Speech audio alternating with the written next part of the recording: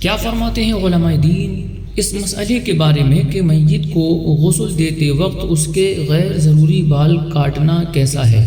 بسم اللہ الرحمن الرحیم۔ الجواب بعون الملک الوہاب، اللہم ہدایت الحق والصواب۔ میت خواہ مرد ہو یا عورت، اس کے بدن کے کسی حصے سے بال کاٹنا شرعاً ناجائز و مکروہ تحریمی ہے، اور اس کے متعلق حکم یہ ہے کہ میت جس حالت پر ہو اسے ویسے ہی رہنے دیا جائے۔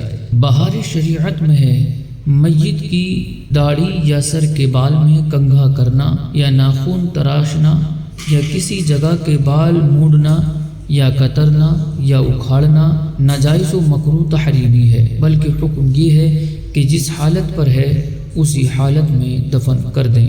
واللہ اعلم تبارک و تعالی ورسولہ اعلم صلی اللہ علیہ وسلم۔